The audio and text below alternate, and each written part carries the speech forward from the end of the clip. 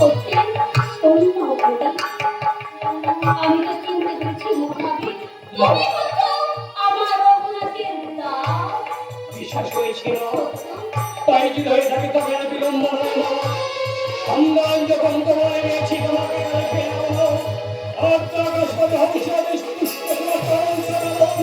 এই জন্য সাগরের পর্দি যেমন তোমায় নিয়ে এসেছেন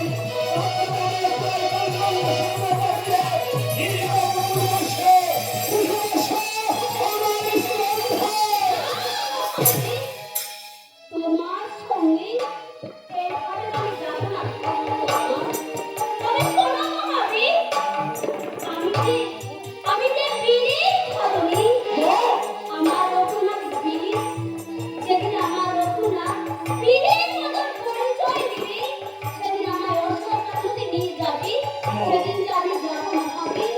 আর আমি যে যাব না মহাবীর, যুদ্ধ করে অশ্বত্থের বন্দী হয়ে থাকবো। একই প্রতিজ্ঞা করেছ তুমি। বীরের ঘরে বীরের মতো পরিচয় দিয়ে নিয়ে যাবে। তুমি যাবে না, তুমি যাবে না, বেশ করে। আমি বীরের মতো পরিচয় দিয়ে তোমায় নিয়ে যাবো, তোমাকে সেই কথাই বলবো। আমার যে বড় ক্ষুধা পেয়েছে, আমায় কিছু খেতে দাও। দেব মহাবীর, বসো তুমি ওখানে। আমায় দিয়েছিল চিঠিটা রাখতে, চিঠির পর আমি নিজের প্রমাণ করে আমি লিখে দিয়েছিলাম, তাই মহাবীরকে আমি দেবো 3 ফল। আমি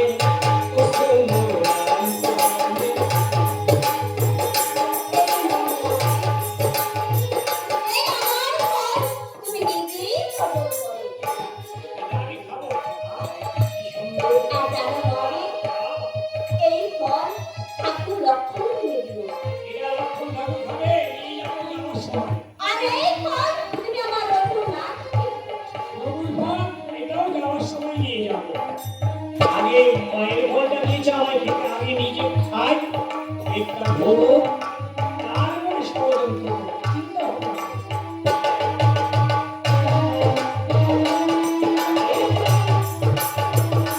জয় শ্রীরাম।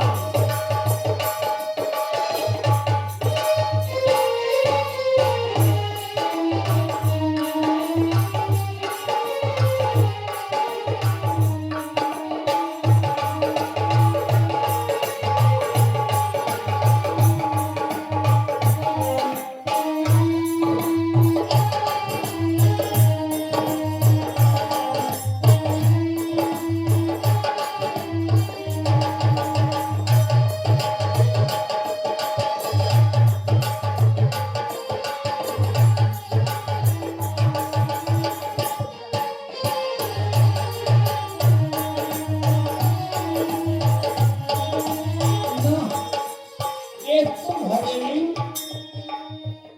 ঠাকুর লক্ষণের ফল আছে। না, এরা লক্ষণ ঠাকুর খাবে, মা বললো যাওয়ার সময় নিয়ে যাবো। হ্যাঁ, না নিয়ে যাবো। আমি নিজে খেয়ে বাঁচি।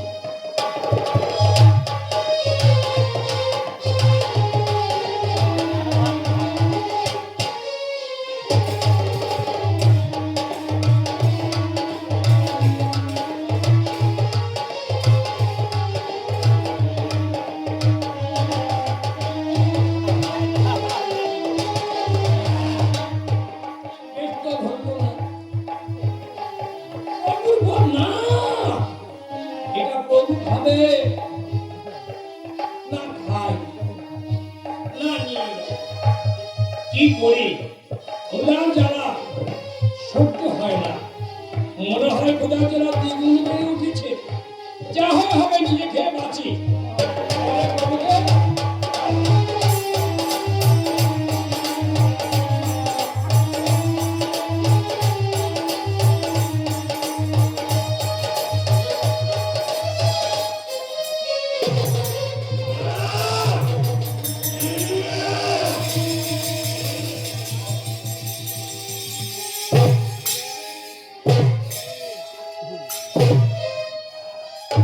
কেন হলো? শোনো রাম কাহানি। তোমার ফলটা নিয়েছে আমি খেলাম, পেট ভরে নে। এখন রকমের ফলটা খেলাম, পেট ভরে নে। যখন ক্ষুধা দেওয়া সহ্য করতে পারলাম না, প্রভুর ফলটা যখনই খেলাম গলায় হাতি লেগে গিয়েছিল। কেন কেন? আচ্ছা বলো তো মহাবীর, আমার রঘুনা তোমাকে আদেশ করেছিল ফল ভক্ষণ করবে বলে? না না না না।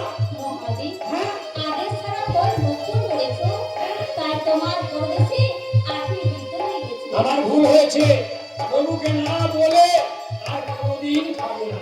আচ্ছা মা, এই ফল আমি খেলাম, এত সুন্দর সুস্বাদু মিষ্টি, এই ফলের কি নাম? এই ফলের নাম অম্রফল। অম্রফল? মহান সুন্দর নাম, কোথায় পাওয়া যায়? রাবণের রাবণ আর কোথাও না? না মহাবীর। ও, তাই তো বলি, ছোট থেকে এত বড় হলাম, এই অম্রফল তো কোনোদিন খেতে পাইনি। বাগানটা কোন দিকে? ওই যে ওটা বাবা। আমি যাবো। না মহাবীর, কেন? তুমি যেও না মহাবীর। তুমি তো যাও অন্য বাগানে অন্য ফল খেতে। লঙ্কুশ রাবণের হাজার হাজার অনুচর আছে। মা, তোমাকে ক্ষমা করে না মহাবীর, তোমায় যে মৃত্যু দেবে। মাগো, কিছুক্ষণ পরে তুমি আমার চতুর্থ সমান এই পৃথিবীতে বহু বড় বীর নাই, এই মহাবীর সন্ধান করবেন, অন্ধকারে প্রবেশ করেন, ইচ্ছা মতো ভয় হক্ষণ করে যাবেন আসতে।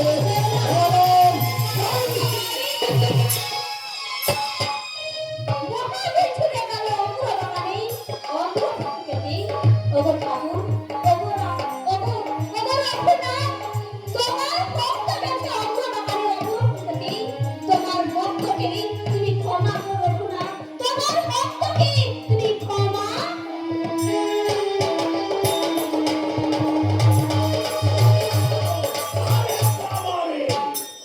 বাগানে কত অম্রফল, কত সুন্দর সুন্দর, কত বড় বড় অম্রফল।